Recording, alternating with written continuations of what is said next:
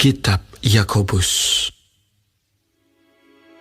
Salam dari Yakobus, hamba Allah dan Tuhan Yesus Kristus, kepada ke-12 suku di perantauan.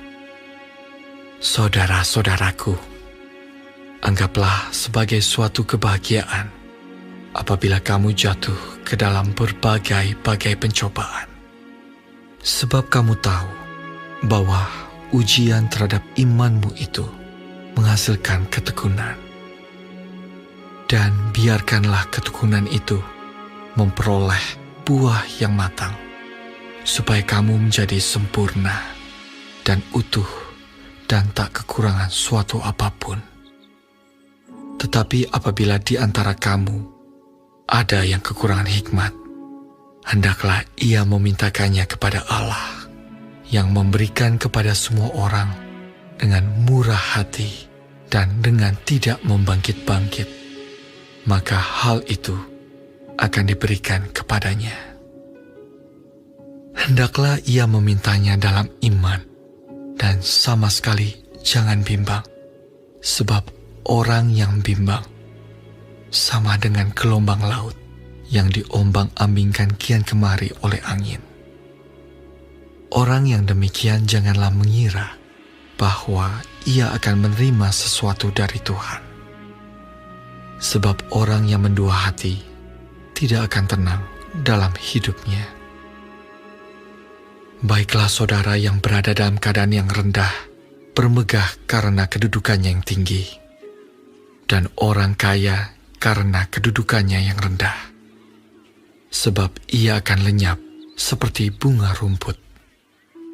Karena matahari terbit dengan panas yang terik dan melayukan rumput itu, sehingga gugurlah bunganya dan hilanglah semaraknya.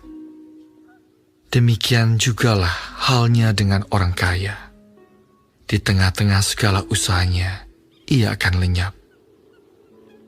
Berbahagialah orang yang bertahan dalam pencobaan, sebab apabila ia sudah tahan uji, ia akan menerima mahkota kehidupan yang dijanjikan Allah kepada barang siapa yang mengasihi Dia.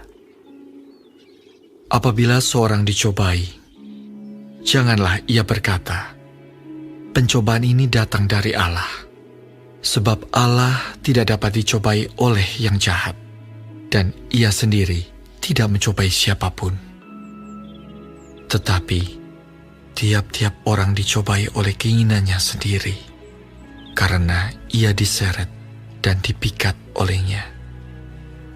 Dan apabila keinginan itu telah dibuahi, ia melahirkan dosa. Dan apabila dosa itu sudah matang, ia melahirkan maut. Saudara-saudara yang kukasihi, janganlah sesat. Setiap pemberian yang baik dan setiap anugerah yang sempurna datangnya dari atas, diturunkan dari Bapa segala terang. Padanya tidak ada perubahan atau bayangan karena pertukaran. Atas kehendaknya sendiri, ia telah menjadikan kita oleh firman kebenaran, supaya kita pada tingkat yang tertentu menjadi anak sulung di antara semua ciptaannya. Hai saudara-saudara yang kukasihi, ingatlah hal ini. Setiap orang hendaklah cepat untuk mendengar, tetapi lambat untuk berkata-kata, dan juga lambat untuk marah. Sebab amarah, manusia tidak mengerjakan kebenaran di hadapan Allah.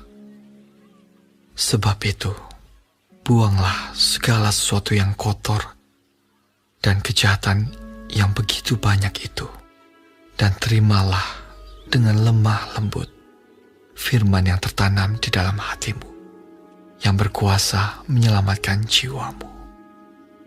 Tetapi hendaklah kamu menjadi pelaku firman, dan bukan hanya pendengar saja. Sebab jika tidak demikian, kamu menipu diri sendiri. Sebab jika seorang hanya mendengar firman saja dan tidak melakukannya, ia adalah seumpama seorang yang sedang mengamat-ngamati mukanya yang sebenarnya di depan cermin.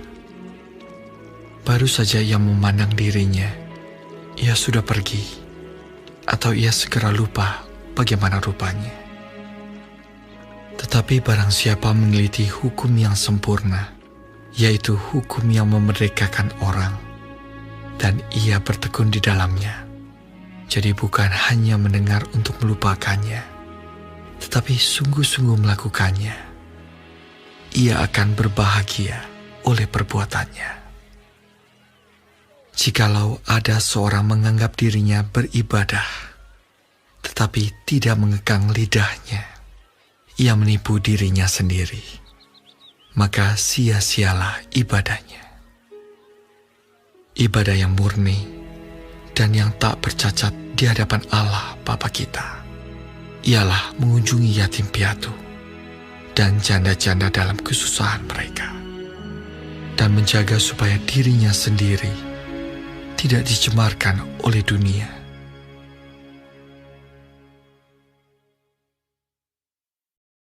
Shalom semua jemaat Tuhan, kembali kita di dalam pendalaman Alkitab Clear Sight.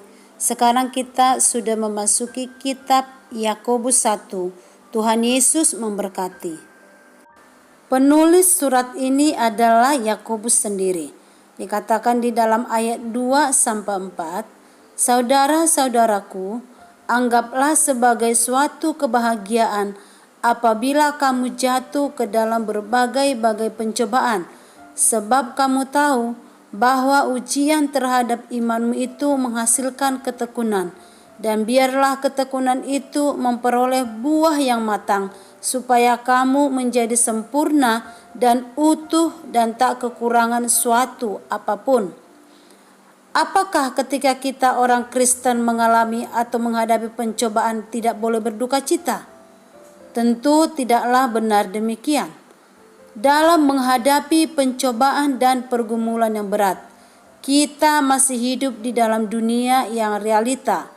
Namun ketika kita menghadapi pergumulan hidup, tidak terhanyut di dalamnya, perasaan yang menekan, berkabung yang lama-lama, stres yang berlebihan, mengambil tindakan yang salah yang tidak sesuai dengan kebenaran firman Tuhan.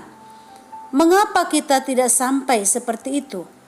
Karena ada satu keyakinan kita bahwa pencobaan yang kita alami itu tidak akan melampaui kekuatan kita. Dikatakan di dalam 1 Korintus 13 ayat 33. Pencobaan yang kita alami diizinkan Tuhan untuk menguji iman kita, untuk mendewasakan kehidupan rohani kita.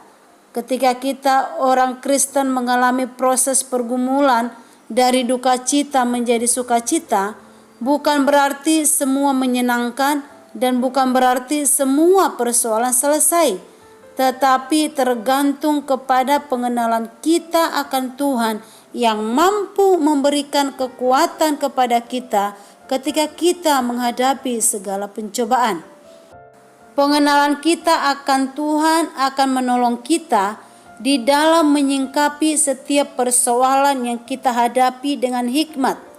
Bila seseorang tidak memiliki hikmat, maka mintalah kepada Tuhan.